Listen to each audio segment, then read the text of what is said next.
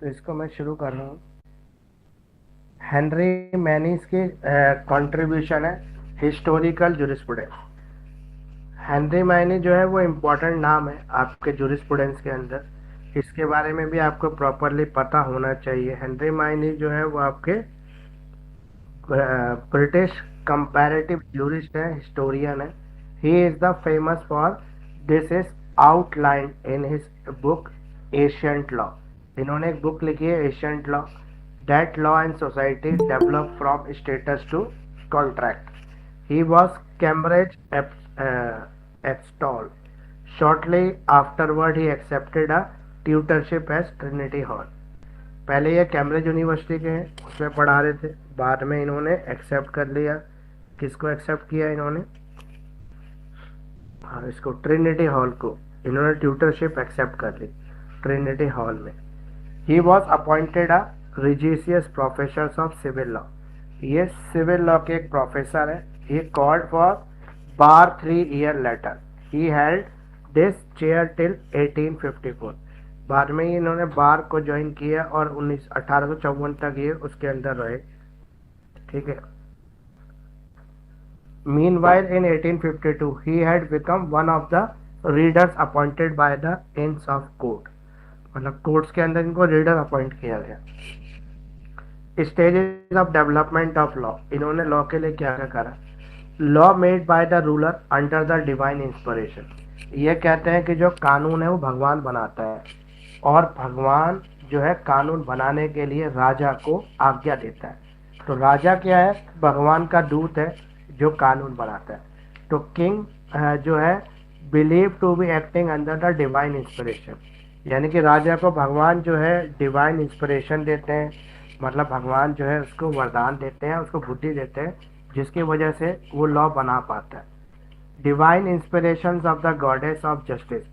जो न्याय की देवी है वो राजा को अपना मतलब अपना दर्शन देती है और राजा को दिमाग देती है कि वो लॉ बना सके। Who was above the law. राजा जो है वो कानून से भी ऊपर है। Who commands must be obeyed by the inferior. और ऊंचे लोगों की कमांड नीचे लोगों को सुननी चाहिए, माननी चाहिए। मतलब राजा की कमांड सभी प्रजा के ऊपर चलनी चाहिए। Customary law. ये कस्टम्स के ऊपर विश्वास करते हैं कि जो राजा है वो जज का रोल प्ले करता है। In the next stage office of the king और द जज was inspired by the head of the council. तो राजा अपनी पूरी काउंसिल का हेड है। काउंसिल का मतलब समझते हो? जो दरबार है जहाँ पे राजा के मंत्री बैठे हैं, उसी तरह से जज के सामने जो और लोग हैं वो सबका हेड है, वो राजा है। ठीक है। Respiratory of the law circulated the king power and claim the sole monopoly of knowledge. ये रेस्पिरेटरी पावर है इसके पास, मतलब मेन कंट्रोल ऑर्गन है ये। राजा जो है अपनी सत्ता का मेन कंट्रोल ऑर्गन है और मोनोपोली नॉलेज है। इसके पास एकमात्र शासन है। जो पृष्ठ होता है, पृष्ठ क्लास, जो पुजारी लोग हैं, पंडित लोग हैं, try to preserve the custom of the race caste inter. वो जातियों से जुड़े हुए जो नियम है, जो रूल्स हैं, उनको प्रोटेक्ट करने का काम करते हैं। Art of writing was not invented. The custom of community become law for those who were United with blood relation. तो जो कम्युनिटी है उसमें जब राइटिंग मतलब जब लिखने की बात नहीं थी, तब भी लोग एक दूसरे से जुड़े हुए थे, और जुड़ने के लिए इनके पास क्या प्रूफ था? ब्लड रिलेशंस थे, जिसकी वजह से जुड़े हुए थे। जैसे राजा का बेटा ही राजा होगा, ये किसने बोला है? ये भगवान की कमांड है, भगवान ने बोला है। और उसी तरीके से जो है मतलब राजा के बेटे में राजा की क्वालिटी हो सकती है। A notice is a special event. A concept of custom is development of the theory of mining emerging behind the masters of judgment। तो माइनिंग की थ्योरी है जिसे मास्टर ऑफ जजमेंट भी कह सकते हैं, मास्टर या जजमेंट कह सकते हैं। Knowledge of law in the hand of priest. ये कहता है कि जो नॉलेज है, कानून की जो नॉलेज है, वो प्रिस्ट के हाथ में है, पुजारी के हाथ में है, जिसको पता है कि क्लास का बंटवारा कैसे होना है। ठीक है। Kings right claim to be learn in the law as well as in religion. जो राजा का सही धर्म है, कर्तव्य है, वो धर्म की रक्षा करना भी है। तो प्रिस्ट जो है क्लास को क्लेम करते हैं। They remember the rules of customary law. जो कस्टम है, जो रीति रिवाज है, वो कैसे चलेंगे, ये पुजारी बेटर तरीके से बता सकते हैं। Because the art of writing was not develop till that. क्योंकि तब तक आर्ट ऑफ राइटिंग डेवलप ही नहीं हुई थी। कोडिफिकेशन की बात करते हैं यहाँ पर हम। कोडिफिकेशन मतलब है जो लॉ है उसको हमने कोडिफाइड लॉ में डेवलप कर रखा है। हर क्राइम के लिए एक अलग सजा है, हर सेक्शंस में एक अलग स्कॉलर्स की बात लिखी हुई है, एक ज्यूरिस्ट ने अपने विचार अलग अलग तरीके से बोले हैं। जो प्रिस्ट है, जो पुजारी हैं, वो लॉ ऑफिसर की ड्यूटी भी कर सकते हैं, मतलब कानूनी अधिकारी की ड्यूटी कर सकते हैं। जो एडवोकेट करेंगे कोडिफिकेशन ऑफ द लॉ को, ये कानून का बंटवारा करने का काम भी करेंगे। Broke the monopoly of the priest class is the matter of administration of law. तो अगर हमें लॉ को एडमिनिस्ट्रेशन को चलाना है तो हमें मोनोपोली खत्म करनी पड़ेगी पुजारियों की। The most important courts of the era were Rome 12 table. तो रोम की जो 12 टेबल थी वो सबसे बड़ा कॉडिफाइड रोल था, इंपॉर्टेंट एक्ट था। Courts of Manu which were mixtures of the moral. तो मनु ने भी एक कॉडिफाइड लॉ बनाया था इंडियन सोसाइटी को चलाने के लिए कि इंडियन सोसाइटी कैसे चलेगी, तो वो भी है लेकिन मिक्सचर्स ऑफ मॉरल्स है, वो रिलीजियस और सिविल लॉस का मिक्सचर है जो मनु ने बनाया। 12 टेबल इन द रोम के 12 table, attic code of Solomon, Hebrew code और कोड्स ऑफ हम्बुराई एक्सेट्रा। अब यहाँ पे बात कर रहे हैं टाइप ऑफ सोसाइटीज की। तो according to Henry Maine societies are two types. दो तरह की सोसाइटी होती है, एक प्रोग्रेसिव सोसाइटी और एक स्टैटिक सोसाइटी। अगर हम प्रोग्रेसिव सोसाइटी की बात करें, जो सोसाइटी प्रोग्रेस करती है beyond the fourth stage as developing their law, जिसने अपने लॉ डेवलप कर लिए, कानूनों का निर्माण कर लिया, new methods are called progressive society. इसे हम प्रोग्रेसिव सोसाइटी कह सकते हैं। तो प्रोग्रेसिव सोसाइटी डेवलप करती है अपने लॉ को 3 मेथड्स, 3 तरीके से, लीगल फिक्शन, कानूनी पकड़ बनाकर, इक्विटी और लेजिस्लेशन। जिसने अपने लेजिस्लेशन का निर्माण कर लिया है, इक्विटी की बात कर रहे हैं और लीगल फिक्शंस की बात है। स्टैटिक सोसाइटी, अगर हम स्टैटिक सोसाइटी की बात करें तो मैनी कहते हैं कि जो प्रिमिटिव लॉ है वो एम्बॉयडेड करता है in the code, there is an end of spontaneous development and such communities or societies which do not modify or go beyond the fourth stage are called static societies। तो ये many की theory complete हो गई। अब जो अगली theory आ रही है वॉलकैलिस्ट की थ्योरी है, ये भी इम्पोर्टेंट है। इसे लॉ सेविंगे लॉ भी कहते हैं। तो वॉलकैसिस्ट को सेविंगे लॉ भी कहते हैं। थ्योरी ऑफ वॉलकैसिस्ट या व्हाट इज वॉलकैसिस। तो वॉलकैसिस कॉन्सेप्ट क्या है? लॉ प्रोपाइंडेड बाय द सेविंगे। जो सेविंगे ने लॉ बनाया था उसे वॉलकैसिस थ्योरी कहते हैं। तो वॉलकैसिस जो है 2 वर्ड्स है इसके अंदर, एक वॉल्स जिसका मतलब है प्यूपल और एक है गाइस्ट। गाइस्ट का मतलब है कॉमनवेल्थ, यानी कि जो सभी लोग मिलकर चाहते हैं उसे वॉलकैसिस थ्योरी का नाम दिया गया है। तो law of commonweal of people, spirit of people, जो सभी लोग चाहते हैं, सोसाइटी एज अ होल जो डिमांड करती है उसे हम कॉमन लॉ कह सकते हैं। सिंपल सेंस में अगर हम बात करें तो वॉलक्रिस्ट की जो थ्योरी है वो जनरल और कॉमन परसेप्शन पे बेस है। The spirit of the people, the main idea of the सेविंगी behind this theory was that law is exceptions of the will of the people and it doesn't come from deliberate legislation and develops as a consciousness of the nation's rights। तो core of Volkist है that was legal system of the nation mainly influenced by the historical culture traditions of the people और growth was located in their acceptance। तो जो सेविंगी की theory है basically वो किसको evaluate कर रही है? वो लॉ को इवेल्युएट कर रही है सोसाइटी के अंदर। वो कहती है जो कंसिडरेशंस है without doing the creators and amount of confusion rather than solve it. कि लॉ के अंदर जो भी कंफ्यूजन है उसको हमें सॉल्व करना चाहिए, मतलब सोल्यूशन निकालना चाहिए, उसका जवाब निकालना चाहिए। तो सेविंगी ये भी कहते हैं कि जो ओरिजिन ऑफ लॉ है, जहाँ से लॉ पैदा होता है, उसको वॉलकिस्ट कहते हैं। कॉमन लॉ जो चाहते हैं, कॉमन पीपल जो चाहते हैं, कॉमन पीपल वर्ल्ड को लॉ कहते हैं। Purpose of thin he made a whole new school known as historical school of jurisprudence। तो वॉलकिस्ट की जो थ्योरी है सेविंगी can explain in the following है। Law prevail basically in the society. जो कानून है उसका जन्म बेसिकली सोसाइटी से होता है, समाज से होता है। तो सेविंगी कहते हैं law is product of the people life living in a particular society is outcome of a culture of society. कि एक जो सोसाइटी का जो नियम है सेविंगी के अनुसार वो लोगों की अपनी ज़िंदगी से निकलता है। मतलब कानून का जो निर्माण है वो उनकी अपनी ज़िंदगी के आउटकम्स, अपनी ज़िंदगी के जो हर्डल्स हैं उनसे पैदा होता है। ये कहते हैं कि अगर हम नेशन कल्चर्स की बात करें, इनर कन्वेंशंस की बात करें, रूटेड ऑफ द सोसाइटी की बात करें, कॉमन एक्सपीरियंसेस की बात करें, तो ये सब चीज़ें जो है डेवलप करती है लॉ को। तो लॉ लॉ इन्हीं हिस्ट्री से डेवलप होता है। शिवंगी अंडरस्टैंड करते हैं history of the people, societies को। Law develop like a language, तो कानून एक भाषा है जिसका निर्माण वो समाज खुद करता है, जिसके लिए लॉ बनाया जा रहा है। तो national character develop like language in the nation which not only bind people with beliefs and opinion in the group but also grows with the development of society। तो ये एक लॉ का डेवलपमेंट हो रहा है जो सोसाइटी के साथ हो रहा है और इन बिटवीन द सोसाइटी हो रहा है। तो different existence follow them but consider as one being. तो हिस्ट्री प्रूव करती है that law develop according to pre existing manner in the society approved by the national character like language. तो law is a continuous and regular process. तो law क्या है, लगातार चलने वाला प्रोसेस है, कभी बंद नहीं होता है। ऐसा नहीं होता है कि लॉ आज बन गया तो हमेशा के लिए तैयार हो गया, नहीं। उसके अंदर सोसाइटिकल बिलीफ के बेस पर, प्रोडक्टिविटी के बेस पर डे टू डे चेंज होते हैं। तो लॉ जो है रेगुलर डेवलप करता है, कॉन्टिन्यूस प्रोसेस है, सोसाइटी के अंदर चलता रहता है। कस्टम्स और यूजेस जो है वो बेसिक कॉन्सेप्ट हैं लॉ के लिए, वो लॉ का निर्माण करते हैं।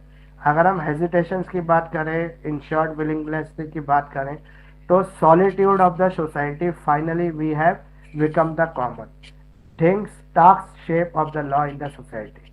तो सेविंगी के ओपिनियन की बात कर रहे हैं on codification of the law, कि लॉ का कॉडिफिकेशन कैसे होगा। तो सेविंगी कहते हैं कि जो हिस्ट्री ऑफ नॉलेज है, जहाँ पे हम आर्बिट्रल लेजिस्लेशन की बात करते हैं, तो उससे लॉ कॉडिफाइड होता है। The initial development of the law is the natural and later on it is developed by the jurist. तो अगर हम अर्ली स्टेजेस की बात करें, जब लॉ डेवलप हो रहा था, तो ये नेचुरली डेवलप हो रहा है, स्पॉन्टेनियसली डेवलप हो रहा है, internal needs of the people, जो अंदर से लोग चाह रहे हैं, उसी चाहत से जो है कानून का जन्म हो रहा है। इसको क्रिटिसाइज किया गया इस थ्योरी को, जैसे हर चीज़ का कुछ ना कुछ बुराई होती है, तो हर थ्योरी का भी कुछ क्रिटिसिज्म्स होता है। तो वॉल्केस्ट थ्योरी का भी क्रिटिसिज्म है, वॉल्केस्ट नॉट ऑलवेज लॉ, कि जो कॉमन पीपल की वांट है उस पर जरूरी नहीं है कि हमेशा कानून बन जाए। कई बार उनकी जो चाहत होती है कॉमन पीपल की, उसको कोई नहीं सुनता। Not clear who the Volk are और हु द गाइस्ट डिटरमाइन, कौन वॉक है और कौन गाइस्ट है ये भी क्लियर नहीं है। इसके अंदर, इस थ्योरी के अंदर बताया नहीं गया कि कौन से कॉमन पीपल की बात कर रहा है और उनकी किस चाहत की बात कर रहा है। Inconsistency of the theory, theory जो है इनकंसिस्टेंस है। अगर हम रोमन लॉ की बात करें तो मॉडर्न कंडीशंस के अंदर इसको कभी एक्सेप्ट नहीं किया जा सकता। Volksgeist is not the exclusive source of law. अगर हम वॉल्केस्ट की बात करें, wants of the common people की बात करें, तो वो हमेशा लॉ का आधार नहीं हो सकता। हमेशा जरूरी नहीं है कि लॉ इसी के ऊपर बेस करके बनाया जाए।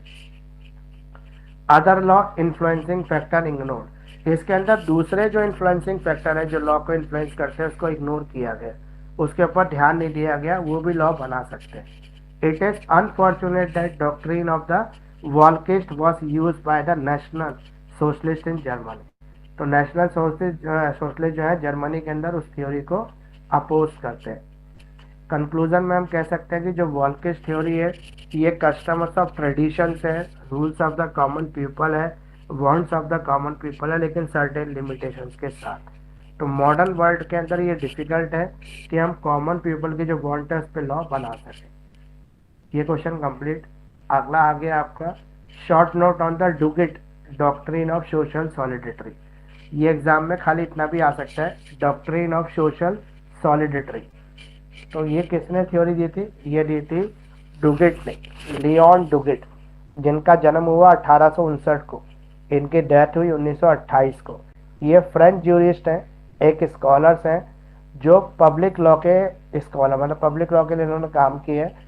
Greatly influence by the August committee, August committee से ये काफ़ी इन्फ्लुएंस थे और दुखरीम के थ्योरी को इन्होंने काफ़ी रिसर्च किया है। इन्होंने थ्योरी ऑफ सोशल सॉलिडिटी दी है, एक्सप्लेन किया है कि social corporation between the individual for their need and expectation, किस तरह से समाज में एक वर्ग दूसरे वर्ग को सपोर्ट करता है, उसी से समाज चलता है।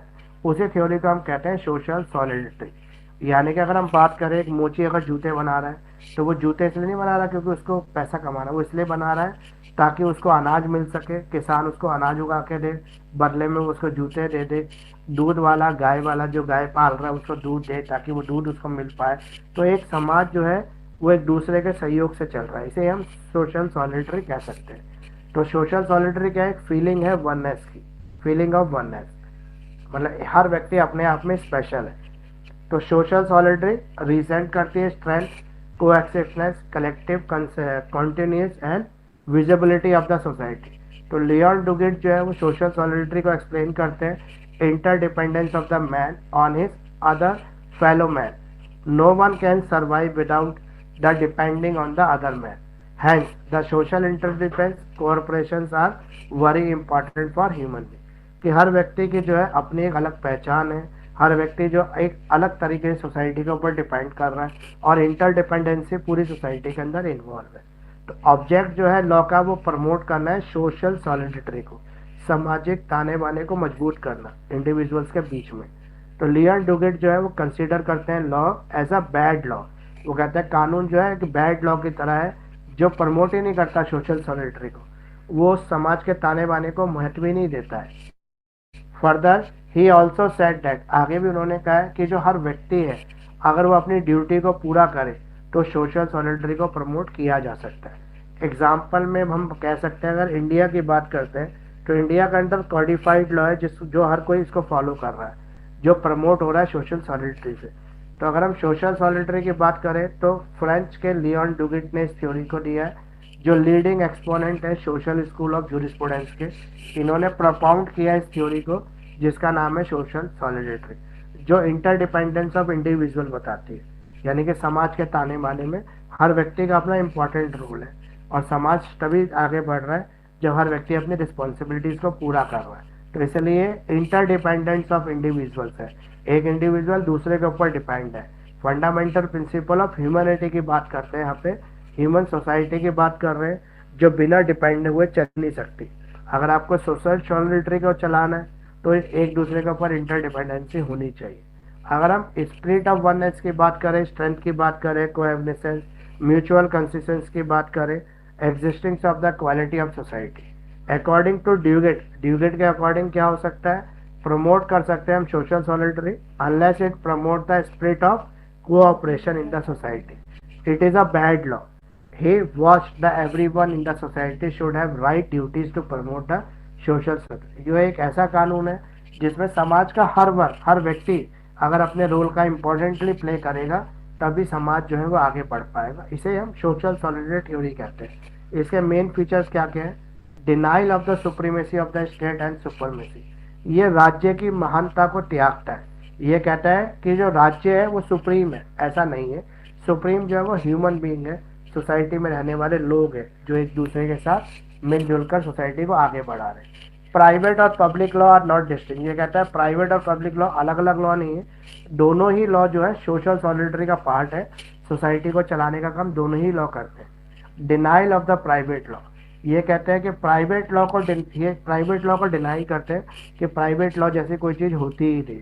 अगर एक व्यक्ति अपने प्राइवेट लॉ बनाता है तो उसमें भी सोसाइटी का कहीं ना कहीं रोल होता है। तो sections of the population cohesion is bound to loosen, according to him there is only one right for all, सबके लिए एक ही राइट है, that is to do their duties, कि वो अपने कर्तव्य का पालन करे जो सोसाइटी में उसका कर्तव्य है। इसी थ्योरी के भी कुछ क्रिटिज्म है, जैसे हर थ्योरी के क्रिटिज्म्स होते हैं। तो सोशल सॉलिडरिटी एक नेचुरल लॉ है। पहली बार इन्होंने बोला है कि एक नेचुरल लॉ है, तो ऐसा पॉसिबल नहीं है, सोसाइटी में नेचर ने कोई ऐसा प्रिंसिपल डेवलप नहीं किया जो सोशल सॉलिडरिटी की थ्योरी पे बेस हो। Social solidarity is a wagyu term, एक वैग्यू टर्म है, एम्बिग्यूटी है, इसकी किसी को जरूरत ही नहीं है, लेकिन फिर भी इस तरह की थ्योरी के बारे में ड्यूइट ने बात की। Denial of the distinction between private and public right, ये प्राइवेट और पब्लिक राइट को डिनाइड करता है, जबकि सोसाइटी में ऐसा देखा गया कि कुछ चीज़ें प्राइवेटली और कुछ चीज़ें पब्लिकली रन करती हैं। The social solidarity theory of जो ड्यूइट की है वो ओवरलुक करती है ग्रोइंग स्टेट को। As a result, with the growth of the state, relevancy and ability of the implemented, the theory started diminishing। तो ड्यूगेट की जो थ्योरी है जो प्रोपाउंड करती है आपके सोशल सॉलिडरिटी को, मैंडेटरी फीचर है लॉ ऑफ द सोसाइटी को। जो क्रिटिक है वो फील करते हैं it should have been a good to have features and not mandatory. अब है what is Pound theory of social engineering. Pound की थ्योरी क्या है, जिसे थ्योरी ऑफ सोशल इंजीनियरिंग के नाम से भी जाना जा सकता है। तो रोसेक्यू पाउंड जो 1870 में पैदा हुए और 1964 में इनकी डेथ हो गई। जो पाउंड है वो अमेरिकन लीगल स्कॉलर से, मतलब अमेरिका के लीगल स्कॉलर है। That law should study the actual working and not as it stand in the book. तो ये लॉ को एक नेचुरल एक्चुअल वर्किंग कहते हैं, जो किताबों में लिखी हुई नहीं है, जो एक्चुअली इम्प्लीमेंटेड है, उसे लॉ कहते हैं। थ्योरी ऑफ सोशल इंजीनियरिंग का मतलब यह है कि हम समाज में रह के समाज के ताने बाने से लॉ का डेवलप करें। तो रोसेक्यू पाउंड अपने थ्योरी ऑफ सोशल इंजीनियरिंग में कहते हैं in which he compare the lawyers and with the engineer. तो इन्होंने लॉयर और इंजीनियर को कंपेयर किया। Engineer are required to use their engineering skill. जो इंजीनियर है अपने इंजीनियर स्किल का इस्तेमाल करके अपनी प्रोडक्टिविटी कर रहे हैं, चीज़ों को मैन्युफैक्चर कर रहे हैं। जो सिमिलरली जो सोशल इंजीनियर है वो रिक्वायर्ड कर रहे हैं build that type of structures in the society provide the maximum happiness and minimum friction. कि सोसाइटी के अंदर ज़्यादा हैप्पीनेस हो और फ्रिक्शन कम हो, यानी कि लड़ाई झगड़े कम हो। तो पाउंड की जो थ्योरी है law of the social engineering, उसका मतलब है बैलेंस करना competitive interest in the society in which applied the science is used for resolving the individual and social problem। तो सोशल इंजीनियरिंग जो बैलेंस कर रही है कॉन्फ्लिक्ट ऑफ इंटरेस्ट को इंडिविजुअल और स्टेट के। Law is a body of knowledge. Law क्या है, एक बॉडी ऑफ नॉलेज है। Large part of the social engineering carried on. तो law is use to solve the conflicting interest and problem in the society. He mentioned that everybody has its own individual interest, कि हर व्यक्ति का अपना एक interest होता है। Law जो है सुप्रीम है सभी इंटरेस्ट के ऊपर और ये बैलेंस करती है इंटरेस्ट ऑफ पीपल को। फॉर एग्जांपल अगर हम आर्टिकल 19 की बात करें तो इंडियन कॉन्स्टिट्यूशन क्या कहता है, right to speech and expression, जो हमें बोलने की आज़ादी देता है, अपने एक्सप्रेशन की आज़ादी देता है। अदर साइड हम बात करें तो स्टेट इस राइट के ऊपर कुछ रिस्ट्रिक्शन लगा सकती है। तो यहाँ पे कॉन्फ्लिक्टिंग है, एक तरफ स्टेट हमें आज़ादी दे रही है स्पीच एंड एक्सप्रेशन की, दूसरी तरफ स्टेट जो है उसके ऊपर कुछ रिस्ट्रिक्शन भी मेंटेन कर रही है। तो ये इंटरेस्ट ऑफ कॉन्फ्लिक्ट हो सकता है। अब है इंटरेस्ट थ्योरी। अगर हम इंटरेस्ट थ्योरी की बात करें तो रोसेक्यू पाउंड की जो इंटरेस्ट थ्योरी है mention at the 3 kinds of interest. इसमें 3 तरह के इंटरेस्ट की बात की है। Overlapping of the interest, he put boundaries and divine the kind of interest. ये इंटरेस्ट ओवरलैपिंग ना हो, एक दूसरे के क्षेत्र में ना घुस जाए, इसलिए इसने कुछ बाउंड्रीज भी इसके बीच में की है। इंडिविजुअल इंटरेस्ट, पहला इंटरेस्ट क्या है, इंडिविजुअल इंटरेस्ट, एक व्यक्ति का इंटरेस्ट। तो यहाँ पे क्लेम कर रहे हैं वो डिमांड को involve from the stand point of the individual life which consist of the interest of the personality, interest in the domestic relation and interest of substances. फिर आ गया अगला पब्लिक इंटरेस्ट। तो there are claim for the diverse asserted by the individual from the standpoint for the political life, which means every individual in the society has a responsibility toward each other and to make the use of things which are open to public use. Interest is the prevention of the state। अब है social interest, individual, public और social interest, ये तीसरा हो गया। There are the claim for the demand in the terms of the social life, which mean to fulfill the all needs of the society as a whole for proper functioning and maintenance of it। तो interest जो है preservation of general peace है, health security है, transactions है, preserving the social interest like religion, politics and economics. अब है jural postulate by the Roscoe Pound. तो Roscoe Pound mention the 5 jural postulate and mention that interest mention in this jural postulate should be protected and nourish. अब ये ज्यूरल postulate में कौन कौन से आते हैं? पहला आ रहा है क्रिमिनल। क्रिमिनल क्या है? Protection from any intentional aggression. जो क्रिमिनल है सोसाइटी में क्राइम को प्रमोट करते हैं, जैसे assault, wrongful restraint, battery etcetera. तो इसको लॉ को कंट्रोल करना होगा, लॉ ऑफ पेटेंट लॉ। तो interest of securing is own created property. किसी व्यक्ति ने कोई भी प्रॉपर्टी क्रिएट की है तो उसको मतलब सिक्योर करने की जिम्मेदारी किसकी है? लॉ ऑफ पेटेंट की। ऑन लेबर और ओन हार्डवर्क, जैसे agriculture land, any music, artistic thing जिसका हम पेटेंट करा सकते हैं। फिर है कॉन्ट्रैक्ट। कॉन्ट्रैक्ट की बात करते हैं तो interest is making the contract and getting the reasonable remedy for compensation when his right violate. जब भी राइट्स वायलेट हो तो उसके अगेंस्ट वो कोर्ट जा सकते हैं। टॉट, प्रोटेक्शन अगेंस्ट डिफॉर्मेशन, जो हमें डिफॉर्मेशन से बचाता है, अनरीजनेबल इंजरी से बचाता है cause by the negligence of act of other person. Strict liability, यहाँ पे हम बात कर रहे हैं स्ट्रिक्ट लाइबिलिटी की। तो स्ट्रिक्ट लाइबिलिटी जो रेलेंट वर्सेस फ्लेचर वाले केस के अंदर हमने पढ़ा, जहाँ पे नो फॉल्ट लाइबिलिटी भी हो सकती है कि अगर एक व्यक्ति का कोई फॉल्ट नहीं है तो वो लाइबिलिटी को क्यों बेयर करेगा। It is a duty of the other people to keep us this thing his boundary and should look after the things to avoid injury of other. तो एक व्यक्ति की जिम्मेदारी है कि अपनी चीज़ों को इस तरह से नियंत्रित रखे कि दूसरे व्यक्ति को लॉस ना हो। तो ये कंप्लीट हुआ थ्योरी।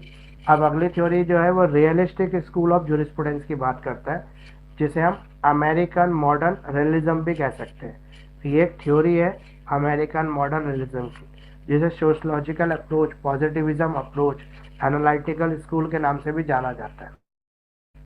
तो अमेरिकन रियलिज्म है क्या? तो American realism made of the analytical positivism and sociological approach. It is break down as, इसको हम कह सकते हैं considering the law as it is, जैसा है उस कानून को वैसा ही लागू किया जाए। तो law is the result of several element, law कई एलिमेंट्स का रिजल्ट है। It is believe to be adjudication rather than mechanical concept of law. According to the American legal realistic, it is beyond the adjudications and more about the legal principle, not controversial fact. Legal realism brought about a huge revolution to the concept of early law, took it beyond the written legal codes and system, and extended to the social relationship and cultural approaches. तो ये focus करता है किसके ऊपर? Significance of human being, human will, जो human चाहता है उसके ऊपर बेस करता है। इम्परफेक्शंस है ड्यूरिंग द एनेक्टमेंट प्रोसेस।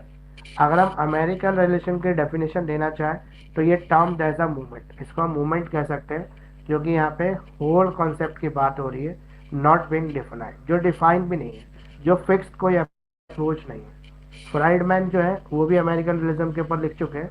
तो ये कहते हैं realistic school prefer to evaluate any part of the law in the terms of its effect. तो रियलिस्टिक स्कूल रियलिट थ्योरी के बारे में बात करता है। रोसेक्यू पाउंड ने भी लिखा है रियलिज्म के बारे में। रियलिज्म क्या है? एक्यूरेट है, recording of the things as they are, जैसी चीज़ है उसको वैसे ही रिकॉर्ड करता है। As constructed with the things as they are imagine to be, wish to be, or as one feels they ought to be. History of American realism, अगर हम अमेरिकन रियलिज्म की हिस्ट्री की बात करें, when the orthodox classes made unrealistic claim during the late 19th century, United States, several scholars and the jurists attacked the concept and the legal approaches. This lead to rise of the legal realism. तो यहाँ पे हम बात कर रहे हैं American realism की, जो स्ट्रांगली चैलेंज करता है made toward the classical legal Orthodox claim that were supported by the politics. तो यहाँ पे बात कर रहे हैं स्कूल ऑफ लीगल रियलिज्म की, जो स्ट्रेंथ करता है दो चीज़ों को, स्कैंडिनेविज्म, स्कैंडिनेवियन रियलिज्म और अमेरिकन रियलिज्म को। अब स्कैंडिनेवियन रियलिज्म क्या होता है? ये एक नेम है जो सजेक्ट करता है हमें, फॉर्म्ड इन द स्कैंडिनेविज्म। यूरोप और अमेरिका के अंदर ये प्रचलित है, यूनाइटेड स्टेट ऑफ अमेरिका के अंदर ये है। बोथ द स्कूल जो है वो didn't treat the law as the life lesson, implemented the radical empirical approach study of law. They studied law as one of the evaluated cause and effect in the relationship. American realism, अगर हम American realism की बात करें तो Oliver वेंडल homes जो introduce करता है American realism को जूरिस्प्रूडेंस के अंदर, ये स्पिरिचुअल फादर है अमेरिकन रियलिज्म मूवमेंट के। The part of the law he provided the first approach. Part of the law नाम की इन्होंने बुक लिखी थी जिसके अंदर इन्होंने फर्स्ट अप्रोच बताई थी 1987 में अमेरिकन रियलिज्म की। मूवमेंट ऑफ अमेरिकन रियलिज्म, अगर इसके मूवमेंट की बात करें तो American realism not theory is the set of defined systems. ये हिस्टोरिकल फेनोमेनन है जो पूरी फॉर्मल स्कूल को रिसर्च करता है। ये मूवमेंट है जो कमेंट करती है United State in the 19th century जो doctor Franklin D Roosevelt was the president, ये प्रेसिडेंट थे उस समय अमेरिका के। तो कॉन्सेप्ट ऑफ अमेरिकनिज्म जो है एक वेल नोन प्रिंसिपल है, लास्ट एलिमेंट है सोशियोलॉजिकल जूरिस्प्रूडेंस का, aspects after the execution impact of the targeted element. तो अमेरिकनिज्म जो है वो सेपरेट ब्रांच है जूरिस्प्रूडेंस की, उसके कुछ क्रिटिज्म भी है, इस थ्योरी के कुछ क्रिटिज्म, जैसे हर थ्योरी के कुछ क्रिटिज्म होते हैं, तो इस थ्योरी के भी कुछ क्रिटिज्म है, कुछ बुराइयां हैं जो करते हैं, जैसे flux should be judicially created or means of merit of the social realism. There should be through the analytical school analysis of the reason. It impact that it must be judged for from both perspectives. So societal changes are rapid as compared to the law. Therefore, there is a continuous requirement of the examination of law. तो law के लगातार examination की जरूरत है ताकि हम society के अंदर होने वाली बुराइयों को निकाल सकें। और अनसर्टेन प्रिडिक्टेबिलिटी जो है फ्यूचर के लिए की जाती है वो भी डिपेंड करती है लॉ के ऊपर। तो यहाँ पे कोर्ट की जो अप्रोचेज हैं, जिस बेसिस पर लॉजिकल ग्राउंड के बेस पर कोर्ट डिसीजन देती है, वो अमेरिकन रिलिज्म से जुड़े हुए हैं। और साइकोलॉजिकल अप्रोच जो है लॉ की connected with the human behaviour. तो रिलिज्म जो है वो स्टेट है, लीगल टर्म्स है जो अफेक्ट करती है अनसर्टेनिटी को, so it does not support the legal terminology. तो इसलिए ये अप्रोच जो है लीगल टर्मिनोलॉजी को सपोर्ट नहीं करती। एनालाइज कर सकते हैं यहाँ पे जजेस of the justification decisions already made, motivation behind every decision. तो डिफरेंट आउटकम जो है वो कोर्ट लेती है within the similar framework studied under the realism movement. अब अगला आ गया इसके अंदर लास्ट क्वेश्चन है, क्वेश्चन नंबर 17। इकोनॉमिक अप्रोच क्या है लॉ की, may be consider as a variant historical approach. तो इकोनॉमिक ऑफ लॉ जो है वो कहती है इंटर रिलेटेड कॉन्सेप्ट है, wide prospective economics of the law as a methodological approach, analyse of the law from the perspective economic long and introspections of the field of economic. तो economic जो है lot of impact करती है law के ऊपर, impact on the economy has not taken into consideration of the theory. जो economic analysis of law है, जैसे शिकागो स्कूल ऑफ लॉ, तो ये कहता है शिकागो स्कूल ऑफ लॉ क्या कहता है, according to R Posner popularity of this approach result from the two factor, crisis of the traditional legal doctrine और success of the economic for non market behavior. ये दो point है। तो starting point की बात करें तो वो इकोनॉमिक एनालिसिस है, जहाँ पे एजम करते हैं कि जो डिसीजंस है वो बेस्ड होते हैं आपके इंस्टीट्यूशन, वैल्यू, मोरल बिलीफ और scientific data, implemented economic of the legal decision making process. अब है assumptions under the Chicago school of law. Chicago school of law में क्या एजम्पशंस हैं, implemental welfare economic within the theory of self interest, price and efficiency. अब है regarding the human nature. तो human nature की बात करें तो पीपल जो होती है वो रैशनल थ्योरी को एक्सेप्ट करते हैं, मैक्सिमाइज दियर सेटिस्फेक्शन, जो उनके सेटिस्फेक्शन को मैक्सिमाइज करे, non market as well as market behaviour. तो प्रेफरेंस में भी represented by utility function. The economic man may be perfectly rational while breaking the legal norms if it is maximized. तो response of individual की बात करें तो individual respond a price initiative in non market behaviour and same way if they were actual market means the legal sanctions are treated as prices. तो legal decision making की बात कर रहे हैं तो लीगल डिसीजन मेकिंग प्रोसेस है should imitate the market. It means that law should be read perspective and economic efficiency. तो Chicago school of जो लॉ है उसके अप्रोच क्या है, उसके अप्रोच है methodology of the hypothesis about the internal efficiency of the common law. तो efficiency जो अचीव करनी है कॉमन लॉ की उसको सोसाइटिकल सेक्शंस और norm by the virtue of litigation. Chicago approach include the both. इसके अंदर दो अप्रोचेस इंक्लूड है, पॉजिटिव और नॉर्मेटिव अप्रोच। जो एफिशिएंसी ऑफ प्रिंसिपल्स की बात करती है, जजेस even using the term such as the justice still treat efficiency enactment of the main purpose of the law. Karl Marx and the Friedrich Engels. Karl Marx और Friedrich Engel जो है वो consider करते हैं founder of the great social and the political movement flourishes of the 20th political philosophy, Eastern Europe, which is the East while Soviet Union influenced by the decolonies और colonies of the world।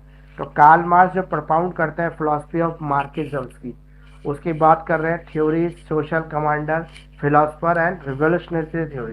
तो Marxism की जो theory है, जो theme करती है, device करती है कार्ल मार्क्स को, work later in the life, जो उनके लाइफ के एक्सपीरियंसेस से उनसे रिफ्लेक्ट करती है economic basis of the society, class struggle within the society and interest of the ruling classes. तो instrument of the class oppressed by mostly working of the suppressed class, all the leads to belief in the capitalism, exploitative forms of the economy। तो जो suppress society है उसके लिए भी काम करने की बात है, ये थ्योरी कहती है। तो मार्क्स जो है हमेशा सप्रेस क्लास का नॉमिनेट का उनको जो है नॉमिनेट करता रहे, उनका नुमाइंदगी करता रहे। तो एरिस्टॉटल की जो थ्योरी है वह हेजल की थ्योरी तक जाती है, जहाँ पे हम सोशलॉजिकल पॉइंट की बात कर रहे हैं, रैशनलिज्म की बात कर रहे हैं, कैपिटलिस्ट थ्योरी की बात कर रहे हैं, पूंजीवादी की बात कर रहे हैं, वेजर लेबर टेक्निक्स की बात कर रहे हैं। इस वेरियस क्लास ऑफ सोसाइटी जो है उसको बैलेंस करने की बात कर रहे हैं, ताकि कॉन्फ्लिक्ट्स जो है उसको रिड्यूस किया जा सके, प्रोटेक्शन सभी को बराबर मिले और सोसाइटी के अंदर सबको इक्वल स्टेटस मिलना चाहिए। तो यहाँ पर आपका ये दोनों तीनों सारों थ्योरी जो थी ये कंप्लीट हो गई। अब कोई डाउट आपके हो जूरिस्प्रूडेंस के तो वो बताओ, नहीं तो एक काम ये करो कि अगेन इसको रीड कर लो। तो रीड करने से ये होगा कि आपको एक रफ आइडिया हो जाएगा। 2 बार जब हम किसी भी असाइनमेंट के रीड कर लेते हैं तो हमें मोटा मोटा उसके बारे में पता लग जाता है कि वो क्या कहना चाहता है। उसके बाद आप क्या करो, अपनी कुछ थ्योरीज को फेवरेट थ्योरी बना लो, 2-3 थ्योरी को, जो भी आपको अच्छी 2 थ्योरी लगती है, 3 थ्योरी तो उसको याद कर लो, क्योंकि ये थ्योरी जो है घुमा फिरा के आती रहती है।